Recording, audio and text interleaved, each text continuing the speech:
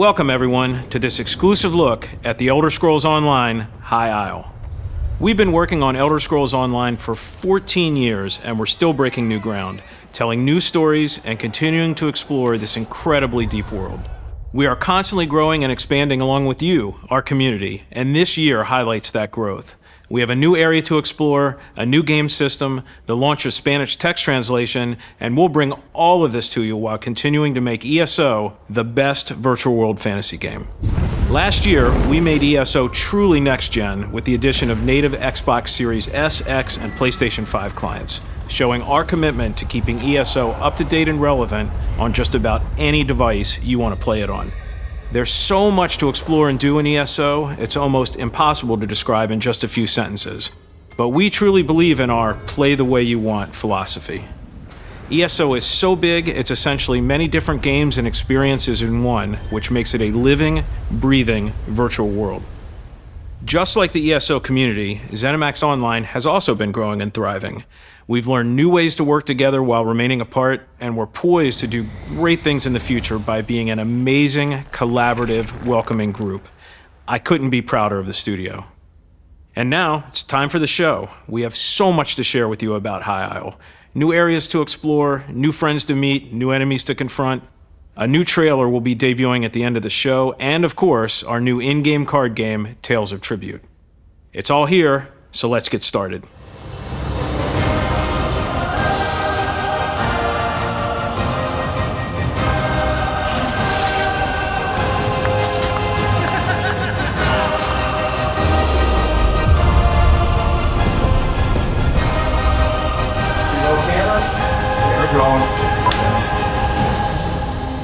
CJ, yeah. When we finally decided to go off and explore something brand new. After I emailed you for 2 years straight, asking you, please, don't send me somewhere dark again. Let me be someplace pretty. What were your thoughts? My thoughts were I was very happy that it was kind of a collective agreement. Like, we were all really excited that we had spent 2 years kind of, taking a trip down nostalgia lane, right? We had gone to Skyrim with Greymoor, we went to Oblivion with Blackwood, and then we were all kind of ready to oh God, let's do something pretty again, right? Like, not only someplace pretty, but all new in terms of nobody who's played an Elder Scrolls game has ever gone here before, right? And so it was all new lands. We're gonna go someplace that's gorgeous, and we're gonna get to explore the Bretons, which is really cool lore. So yeah, we were totally excited to sink our teeth in. It was great. So when we get ready to start an entirely new zone, every team has to kind of do some initial steps, right? Mm-hmm. What's the art team's steps? We had in front of us already from the writers, an idea. They were we're thinking something kind of Mediterranean, Paradise Island, vacation, resort. This is where the really well-off Bretons go. This is the resort to hang town. Their house, right? And immediately concept artists are, looking up images of Mediterranean islands. And then the rest of it was these sort of alabaster cliff faces, sort of White Cliffs of Dover, but we knew we were close to Somerset, so we wanted to sort of play off the rock forms that we had done in Somerset. We wanted it to be clear there's going to be some geography there that's shared, but it has to look new because we make an effort for every zone to look a little bit different and have its own unique, kind of space in the art. And we started immediately looking at sunflowers and sunflower fields and doing something. We had done a lot of overhanging dark places, cool locations, but we were very excited to go, okay, can we do open fields? Let's give the players a place where they can stand and see for, a good couple of miles and then have something kind of really lovely and listful, going on in there. And it's comparable to, the last 2 years size-wise. So, it's big. One of the things I love the most about High Isle is how grounded in reality it is. What was that like? It was an interesting challenge because we've done Bretons already. They're in High Rock. They have an architecture set. They have a look, and we wanted to honor that. Obviously, it needed to feel like these were more Bretons, not different Bretons. And so we got to take some of those original, certainly in the architecture, we got to take those original Breton ideas in the architecture. We got to update it, and we wanted to do something kind of new. So we took that classic medieval, almost post-Dark Ages kind of look that the Breton stuff in High Rock has, and we folded in a little Germanic medieval into that, and it was really fun to sort of do a whole new set in that paradigm, that Breton paradigm, update it, make it fancier, and remember that the lore of the Bretons is really interesting in this, in that they'll do excess because they come from a place where they were way back in their history, they were kind of subjugated, they broke out of that, but they still have that sense of stratification in their society, right? Yeah. Upper class, lower class, it's very political. All the stuff that's going on with the Bretons is always political. And we wanted to play with that even in the architecture, like we wanted to honor that. And so even in the lower class stuff, that's still fancier than you might find. And like, it's not disheveled. It's still nice because these are people who think that they can achieve if they want to. And we had a lot of fun just like playing with that dynamic, The Bretons in and of themselves are a feudal society, but the Druids play a part in this whole year.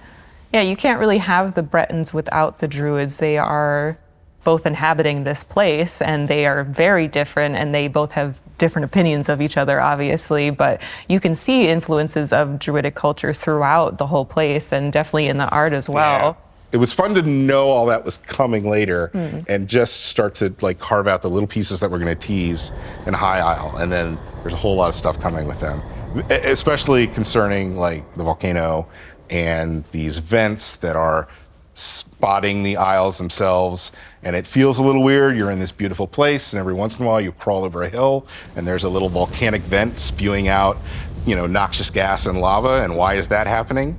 It has something to do with the Druids, right? Right, yeah. Biome's unique. How?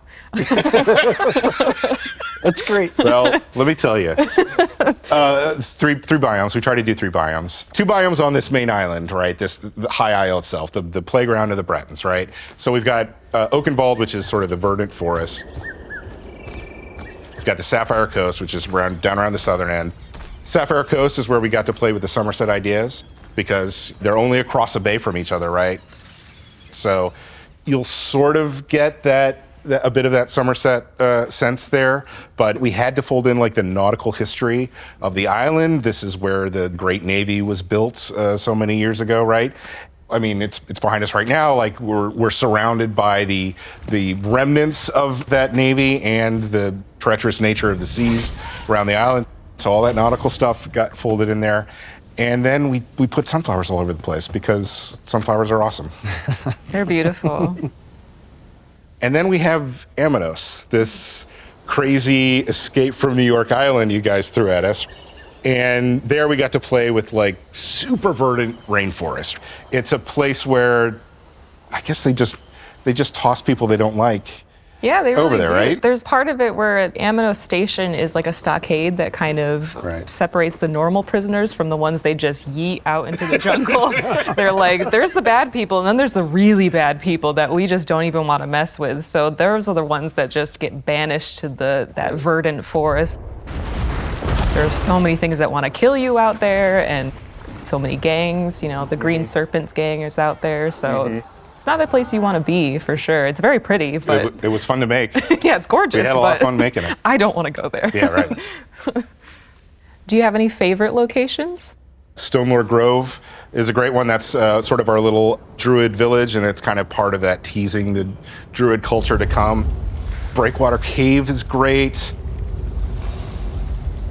The Firepot Cave is fantastic because that's more of that volcanic connection, and it gave us a chance to go underground and do something a little more oppressive.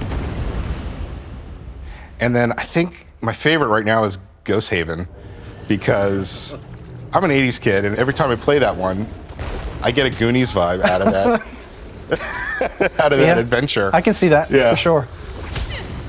So those are some of my favorites.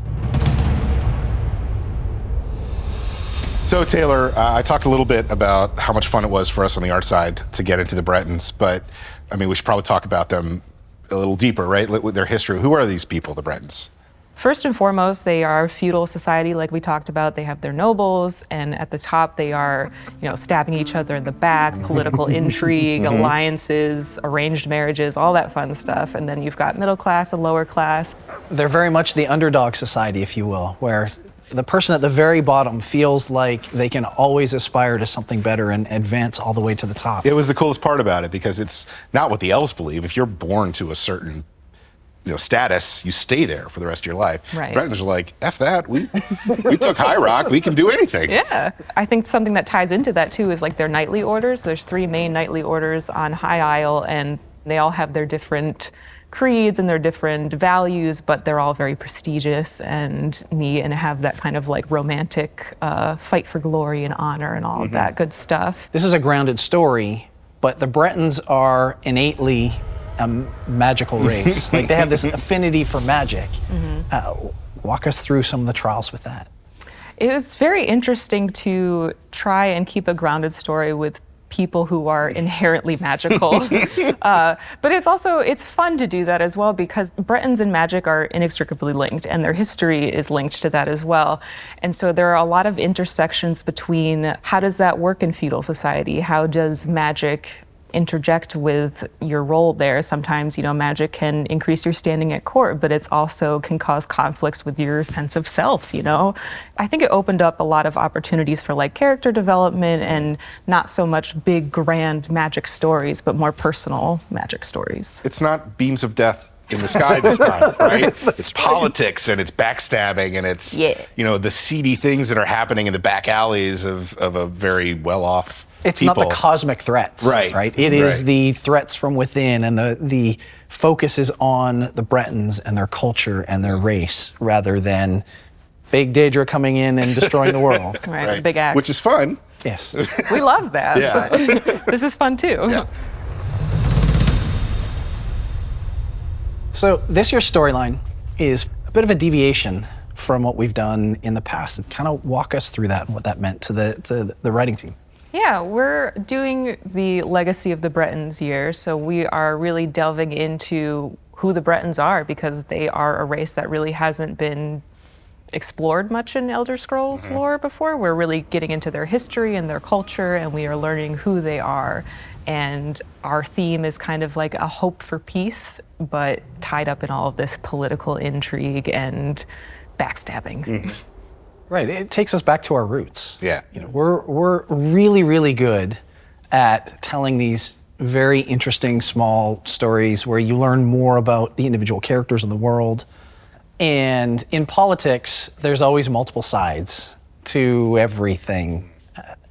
Clearly, there is a bad guy faction and a good guy faction. Who are the major players in this story? The Ascendant Order are what we would think of as bad guys, but their whole creed is that they want to empower the common folk. They think that the common folk can fight injustice on their own by losing the shackles of the nobility and, freeing themselves from that kind of bad leadership. So that all sounds great on paper, but the Ascendant Order is actually killing people, indiscriminately and not being very nice. So we touched on the Ascendant Order. Is there a leader? There is the Ascendant Lord, and then there's the Ascendant Magus as well. So the Ascendant Magus is his second in command, but they're both very scary. They're both very mysterious too. You don't really know a whole lot about them. No one does. But part of the fun of the story is that you are going through it and trying to figure it out and trying to discover things about them. And you pick up certain pieces from the world and try to put it all together like a mystery. Yeah. So the Bretons, as we've said up to this point, are kind of this medieval feudal society. That must mean there's a bunch of different houses, different bit players, I guess, in the storyline. Can you walk us through some of those? There are two, there's a bunch of noble houses, but there's two main ones that the story really focuses on. One is House Dufort, and they are the Dukes of High Isle, so they are the ones in charge. And they are run by Duchess Alea, and she runs everything from Castle Navir, and she is someone who is very fancy and wealthy. But it's going to be up to players to decide, is she really serious about fighting the Ascendant Order threat? And then the other house that's really important is House Mornard, and they are technically rivals of House Dufort. There's some bad blood between the two of them, and you'll find out why there's history between them. But House Mornard used to be in charge, and they're pretty salty about that. But they are also kind of partners of House Dufort, because House Dufort is concerned with shipbuilding, and they have shipyards, and House Mornard is concerned with mining and trading, and they need House Dufort ships to be able to do that. So they are rivals, but also need each other very much. You've talked about the Duforts, you've talked about the Mornards, you've talked about the Ascendant Order, but there's also this other society, this Society of the Steadfast. And Lord Vaccaro, how does he and that group play into all of this? He's one of those people who just he uses his wealth to make people's lives better. He genuinely cares about the people around him, and he is someone who tends to be very sincere, but he's also direct and to the point. He is not a fancy noble like Duchess Alea. He is not, Ascendant Order crazy, but he's just there doing his best. One of the things that I love about chapters and story DLCs is bringing back characters that fans love. It's something that we always do. We get a kick out of it. Who do we have coming back this year that players will be excited about? I love Jakarn, obviously, that rogue. He's always got his shirt off for some reason. Really? I don't know why. He does. He loves having his shirt off. If I looked like that, I would never have a shirt on. Okay. Look, I love to hate Jakarn, is what I mean. But we've got him. We've got Captain Zaji, who I also love. So happy that Zashi's back. He's the best. He's the best. He's so good. And Casca is coming back. So we've got a lot of familiar faces that players are going to be happy to see, I think. We've also got a bunch of new characters as well. Yeah. Lady Arabelle comes to mind. She is one of my favorites because she is just the coolest, most confident, curious, intelligent woman. And she's going to be the one who's kind of guiding the player through the main story, which I think is really cool because the two of you kind of develop a bond through it. And she is kind of not your mentor, but you rely on her a lot and she relies on you a lot, which is neat. I love that she knows what she wants. And she is very straightforward in all of her conversations, which is really cool. And yet she makes you fall in love with her almost immediately. Absolutely. When you meet her, you're immediately ugh. Well, she's not Follow afraid her to be the ends of the earth, right? Yep. Yeah, she's not afraid to be flirtatious or make an innuendo or be snide to someone who's being rude to her. She just has no qualms about that at all. Fair enough. In addition to the new storyline that we have going on this year, we also have 2 brand new companions. And when you look back at Blackwood, and you look at the characters we had there, they were kind of stuffy, kind of prim and proper, or at least one of them was. The player feedback was clear that they really liked one character over the other. And we really wanted to dig into trying to find a better balance, trying to find a different feel and vibe for these characters this year than last year. Oh, I'm just going to come out and say it. Ember is probably my favorite out of all of them. I love the character. I love her storyline. Who is Ember? What's she all about? Ember is a bit of a mess. I adore her. She is a Khajiit mage. She grew up on the streets, so she really has no qualms about violence or stealing or fighting or getting into trouble. In fact, she really likes getting into trouble, and she will probably get you into a lot of trouble as you take her around with her. But she's just a lot of fun. I loved her intro quest. I was laughing out loud the entire time. I was trying to get through it, but I had to stop and that's just hilarious. It is so good. And it's the character, but it's also kind of the environment. And I'm terrible with names. I will totally forget the name of the objective. Oh, yes, the Tordreac Tower. Yeah, I'm glad you said that, not me. Just the tower in and of itself is amazing looking. And just the story that we're telling there, I love her so much. And who is Ember voiced by? She is voiced by Alicia Rotaru, so she most notably known from Arrow. Okay. She is doing an incredible job. She is just knocking it out of the park as Ember, so I'm really excited for players to hear her. And Ember is Khajiit. right? So what was the impetus there? Why'd we go Khajiit for her? I mean, truth be told, it's because Khajiit are cool, right? Like, they're The so answer I different, wanted, Rich. right? Like, they're just so different. They speak differently. They act differently. They're a very, very different culture. It just kind of made sense. Yeah. We wanted to do something very, very different with her, and I think we knocked it out of the park with it. Yeah. And then we have a second character who is kind of the exact opposite of Ember. Yes. Named Isabel. I liked Isabel a lot. Yeah. She's really great. Yeah. Isabel is definitely opposite from Ember. She is not a trash fire. Fire. Oh my gosh. She has her life together a little bit more. But she's from a minor noble house in High Isle, but she's not your typical noble. She's not snobby. She's not stuck up. She's very down to earth, tends to be driven and eager, and she's a little bit dorky, actually. So like most of us. Yeah, exactly. right. There you go. Well, we find kinship with her.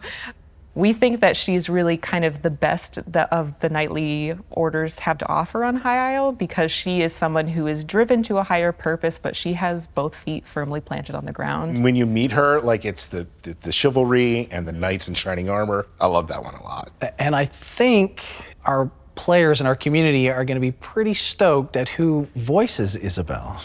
Yeah, she is being voiced by the incredible Laura Bailey, so it's going to be really, really fun to hear. Yeah, we had a lot of fun working with Critical Role over the course of last year with the one-shots, and yeah, we're so excited to be able to bring her along and voice a character in game. I feel like the systems team and the writing team and the design team really collaborated this time, because this is like our second iteration of it, and we tried to integrate Ember and Isabel into the player experience a little bit more. There were lessons learned the first time around, right? Absolutely. Yeah. We listened to player feedback, and so there are things like when you go into combat, we have more lines now and more variations on lines, so hopefully you won't be hearing the same repeated lines. We also tried to get their backstory into some more lines, Right, so when you are standing around, they're not going to push you to move forward. They're going to be like waxing poetic about taffy or telling you a weird story about their past. So keep your ears open, and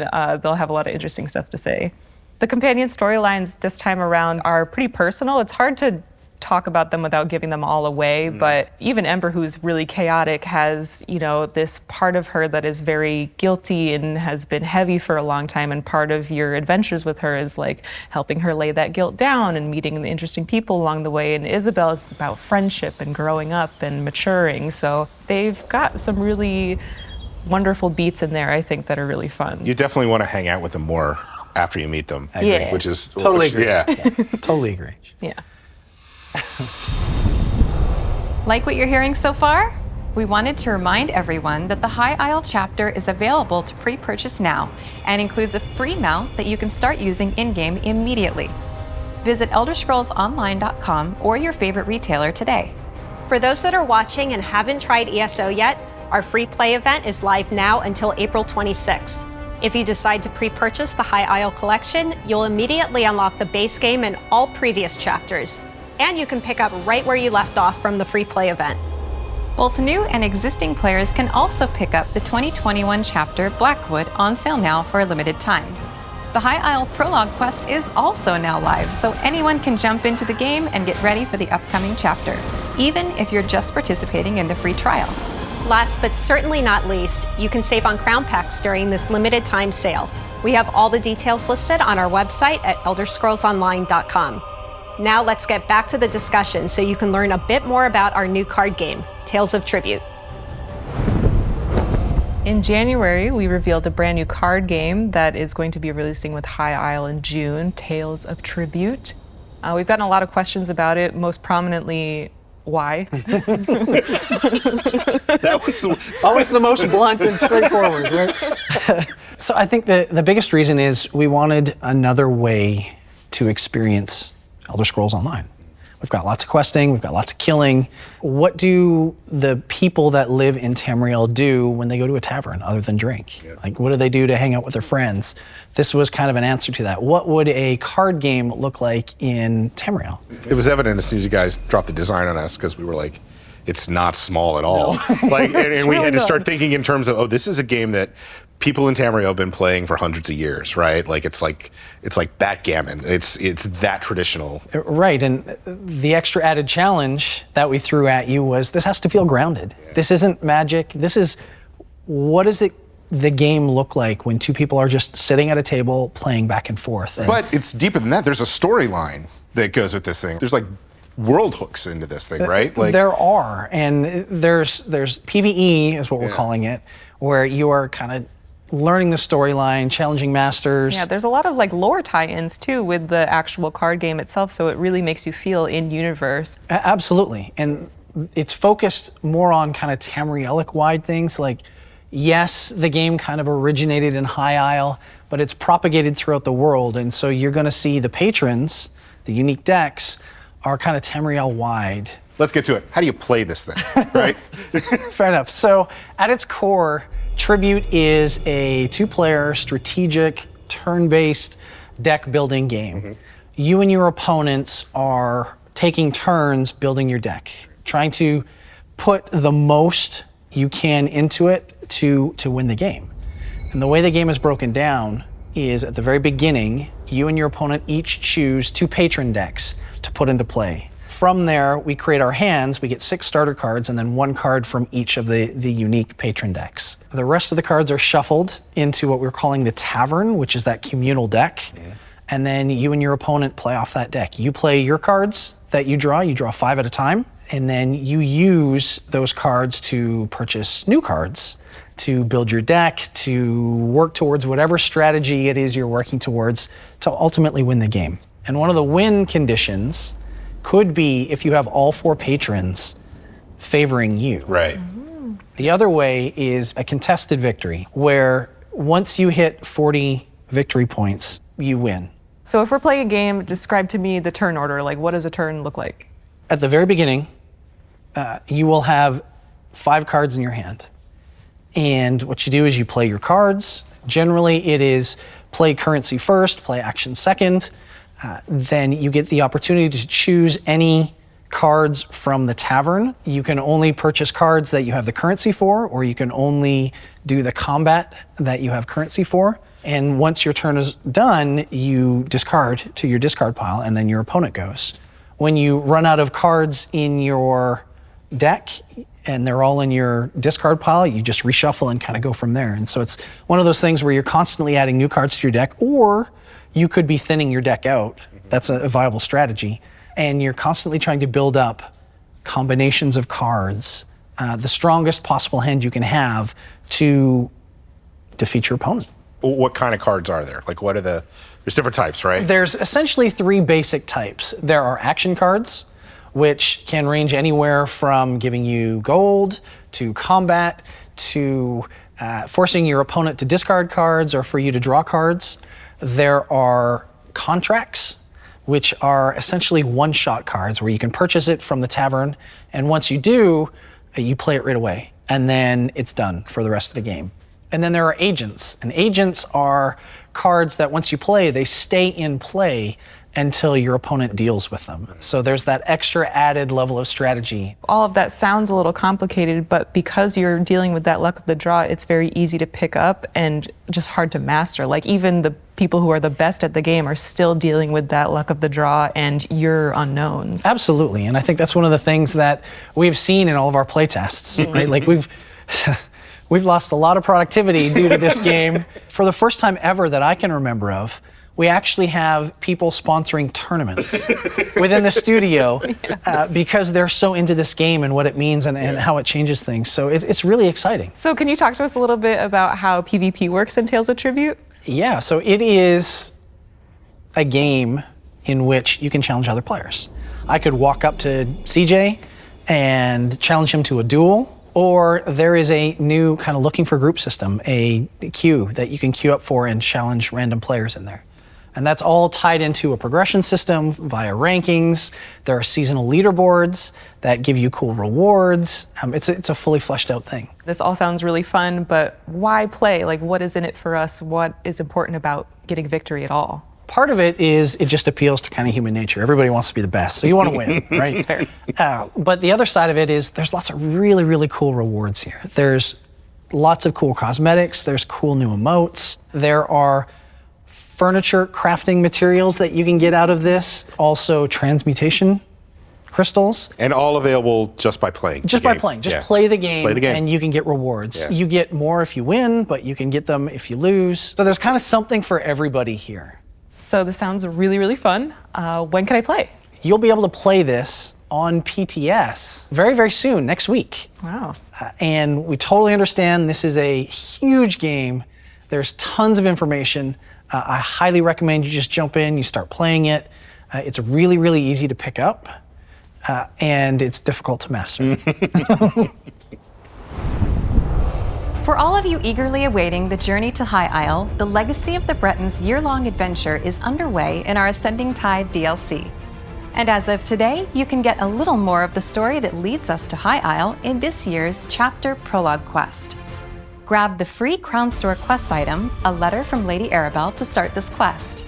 We also have our Anniversary Jubilee event live in-game right now, celebrating ESO's 8th anniversary. I can't believe we've been doing this since 2014 and have launched 33 major updates. It's a lot.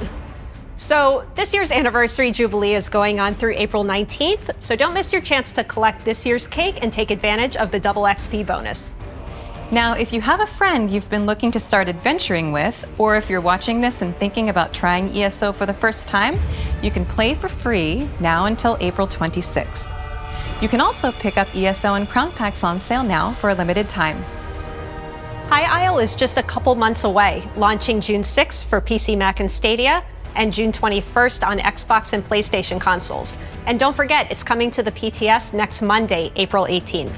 This chapter is also just one piece of the Legacy of the Bretons year-long adventure, and there will be 2 additional DLCs launching later this year that you can look forward to. And now we'd like to share the first gameplay trailer for the Elder Scrolls Online High Isle. We'll be right back to give you a look at how a live game of Tales of Tribute works with a guest from our dev team. So stick around, and we'll see you in a few minutes.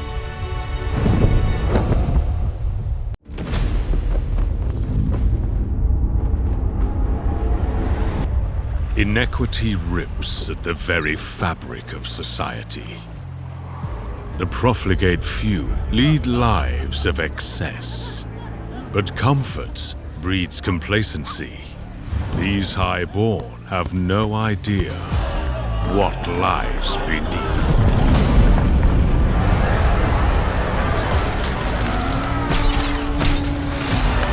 Society's outcasts are trapped here. But in the end, we are all trapped.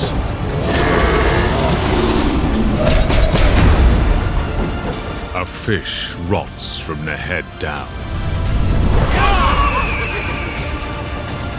And the only cure is to cut it off.